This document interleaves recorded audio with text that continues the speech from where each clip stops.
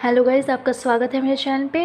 आज हम करने वाले chapter 2 of business studies class 11th व्यवसाय संगठन के प्रारूप। अगर आपको मेरी वीडियो अच्छी लगे तो प्लीज़ मेरी वीडियो को लाइक शेयर एंड सब्सक्राइब कीजिए एंड मेरे चैनल को सपोर्ट कीजिए। Thank you guys.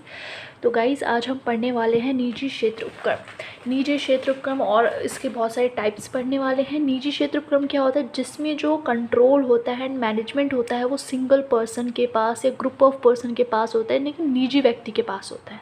निजी व्यक्ति यानी इसमें गवर्नमेंट का रोल नहीं होता है। जैसे अंबानी का जो रिलायंस कंपनी है तो एक निजी व्यक्ति, उसमें गवर्नमेंट का रोल नहीं आता है। देन आती है हमारी सार्वजनिक क्षेत्र उपक्रम, यानी गवर्नमेंट ने कंपनी बना रखी है, गवर्नमेंट के थ्रू ये कंपनी बनी है, सरकार ने उसके शेयर्स होल्ड करके रखे हुए हैं। संयुक्त क्षेत्र उपक्रम यानी निजी का एक पर्सन एंड गवर्नमेंट दोनों ने मिलकर जो बिजनेस बना रखा है उसको हम कहते हैं जॉइंट सेक्टर एंटरप्राइज यानी संयुक्त क्षेत्र उपक्रम। ठीक है, अब हम निजी क्षेत्र उपक्रम के बहुत सारे टाइप्स पढ़ने वाले हैं। एकल स्वामित्व, HUF, साझेदारी, सहकारी समिति एंड कंपनी। तो सबसे पहले जो हम पढ़ने वाले हैं वो है हमारा एकल स्वामित्व। एकल स्वामित्व क्या होता है? नाम से पता चला, एकल यानी एक, स्वामित्व यानी उसकी ओनरशिप, यानी एक के ही पास ओनरशिप है। एक के ही पास ओनरशिप है यानी एक ही पर्सन उस बिज़नेस को चला रहा है, उसी के पास सारे हक है। तो हम इसके फीचर्स पढ़ेंगे, लक्षण पढ़ेंगे, लक्षण से ही आप इसके लाभ एंड हानि बता सकते हैं। तो मैं आपको लक्षण अच्छे से बताऊंगी। एकाकी स्वामित्व क्या होता है? यानी ओनरशिप जो है, एक कंट्रोल जो है, जो पैसा लाता है, कुछ भी करेगा वो एक सिंगल पर्सन करेगा। देन आता है जोखिम सहना। जोखिम सहना वही सिंगल पर्सन सारे जोखिम सहेगा, कुछ भी लॉस होगा उसी को सहना पड़ेगा। उसके अलावा जो उसके कोई मेंबर्स तो होते नहीं है, कोई पार्टनर्स तो होते नहीं है जो जोखिम सहेंगे। सारा जोखिम कौन सहेगा? एक वही पर्सन सहेगा जिसने वो दुकान खोल रखी है। देन आता है हमारा पृथक वैधानिक अस्तित्व, यानी कि हम उसी पर्सन को और उसकी दुकान को दोनों को एक मान के चलते, अलग अलग नहीं मानते। मीन्स मान लो ये राम की दुकान है, रामलाल की दुकान है, तो अगर ये पैसा नहीं दे पा रहा है और इसका बिज़नेस के सामान बेच के भी पैसा नहीं मिल पा रहा है तो मैं इसके घर जाके पैसे ले लूँ। क्यों? क्योंकि मैं मान के चलती हूँ रामलाल और रामलाल का बिज़नेस, रामलाल की दुकान दोनों एक है। व्यापार की स्वतंत्रता यानी इसके पास पूरा फ्रीडम होता है, कोई ज़्यादा रूल्स नहीं होते दुकान खड़ा करने के लिए। डायरेक्ट के दुकान खड़ा कर ली और दुकान बंद कर दिया, कोई ज़्यादा सरकारी रूल्स बहुत ज़्यादा कम होते हैं इसमें। देन आता है असीमित लायबिलिटी, यानी कि जो इसकी लायबिलिटी होती है ना वो अनलिमिटेड होती है। अनलिमिटेड, मान लो ये ऋण यानी लोन नहीं दे पा रहा है खुद के पैसों से, खुद के यानी बिजनेस के पैसों से, तो इसको घर से भी पैसे लाने पड़ सकते हैं। यानी इसकी निजी संपत्ति भी, निजी प्रॉपर्टी भी लायबल हो सकती है उस चीज़ों के लिए, उसको निजी प्रॉपर्टी बेचनी पड़ सकती है।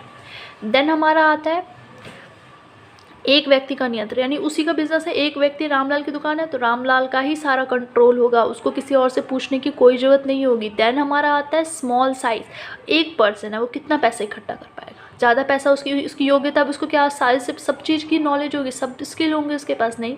मान लो कस्टमर को अच्छे से हैंडल कर पा रहा है, क्या पता वो अकाउंट अपने हैंडल ना कर पा रहा हो अच्छे से, यानी उसकी जो योग्यता होगी ना वो लिमिट होगी, सीमित होगी योग्यता, और पैसे भी उसके पास उतने नहीं होंगे। तो यानी ये स्मॉल साइज बिजनेस के लिए ठीक है, बड़े बड़े बिजनेस के लिए ठीक नहीं है। संगठन एंड समापन, यानी कभी भी इजीली उसको बना सकते हैं, बिजनेस को इजीली बंद कर सकते हैं, उतनी ज़्यादा कानूनी औपचारिकताएं नहीं होती है। देन हमारा आता है निरंतरता का भाव। मीन्स बिजनेस को चलाना जो होता है ना, बिजनेस निरंतर ही चलती नहीं रहती है। उसका अगर तबीयत खराब होगा तो दुकान बंद करनी पड़ जाएगी। अब वो पागल हो गया, मर गया, उसकी मृत्यु होगी तो दुकान बंद हो जाएगी। ठीक है, यानी उसी पे दुकान डिपेंड है पूरी तरीके से।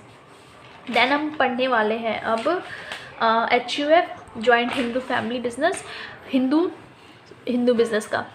इसमें हम पढ़ने वाले हैं इसके फीचर्स।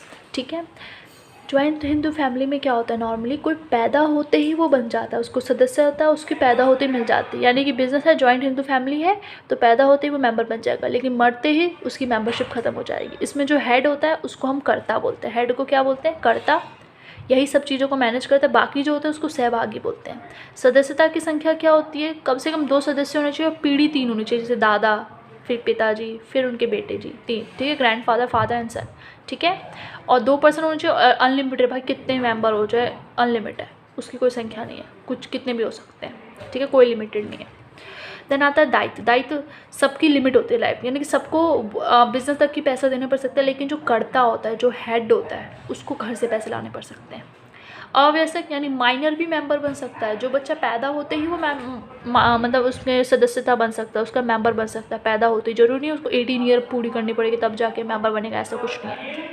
राइट्स क्या होगा इसमें? सभी के पास हिसाब किताब की कोई भी बोल सकता है हाँ मुझे ये दिखाओ, अकाउंट्स दिखाओ, कोई भी बोल सकता है, और कोई भी जायदाद में से अपना हिस्सा क्लेम कर सकता है। ठीक है। देन हम पढ़ने वाले साझेदारी। साझेदारी मीन्स पार्टनरशिप। पार्टनरशिप के लिए क्या चाहिए, कम से कम 2 मेंबर होने चाहिए, अधिक से अधिक 50 होने चाहिए। समझौता होता है दोनों के बीच में, जो एक लिखित समझौता होता है, ठीक है, जिसको हम बोलते हैं साझेदारी संलेख, ठीक है। इसमें सारे राइट्स बताते हैं कि हाँ तुम्हारा ये काम होगा, मेरा ये काम होगा, हम दोनों आपस में ऐसे ऐसे प्रॉफिट बांटेंगे। लेकिन हम दोनों का जो बिजनेस होना चाहिए ना, वो लीगल होना चाहिए, नहीं कि हम दोनों मिल गए, हम दोनों का चलो किडनैपिंग करते हैं। It is a illegal. हमें लीगल बिजनेस करना है, वैध बिजनेस करना है, और हम दोनों आपस में लाभ बांटेंगे। प्रॉफिट को हम दोनों आपस में किसी ना किसी रेशियो में बांटेंगे, या तो इक्वल बांटेंगे या तो किसी ना किसी रेशियो में बांटेंगे। देन आती है हमारी लायबिलिटी। लायबिलिटी क्या होगी हम दोनों की, अनलिमिटेड होगी, यानी हम दोनों को घर से पैसा लाना पड़ सकता है। देन हमारा आता है पारस्परिक एजेंसी संबंध, यानी म्यूचुअल एजेंसी संबंध। इसमें क्या होता है, अगर मैं कुछ गलत करके आऊँगी ना, तो मेरा जो पार्टनर होगा ना, मेरी वजह से वो भी लायबल हो जाएगा, यानी वो भी उस पर्सन के लिए लायबल हो जाएगा। यानी मैं कुछ गलत करके आऊँगी तो मेरा जो पार्टनर्स होगा वो भी उस चीज़ में फंस जाएगा। और इसमें अंशों का हस्तांतरण नहीं कर सकते। जब तक मैं और मेरे पार्टनर्स एग्री नहीं करेंगे तब तक मैं तीसरे को नहीं बुला सकती। और रजिस्ट्रेशन कराना कंपलसरी तो नहीं है, बट अगर तुमने रजिस्ट्रेशन नहीं कराई ना तो बहुत सारे नुकसान झेलने पड़ सकते हैं।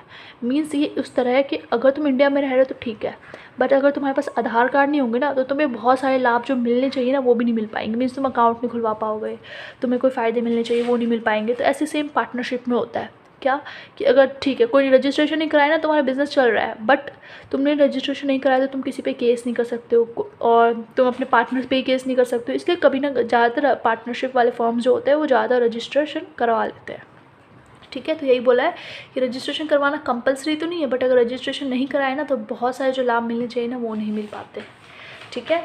एंड प्रबंध क्या होता है, दोनों आपस में मैनेज करते हैं बिजनेस को। कार्यक्षेत्र बता देते हैं कि तुम ये काम करोगे, मैं ये काम करूँगा। समय अवधि क्या होती है, अगर हम दोनों ने इच्छा पे बना रखी है तो हम दोनों की जब तक इच्छा तब तक हम बिजनेस चलाते रहेंगे।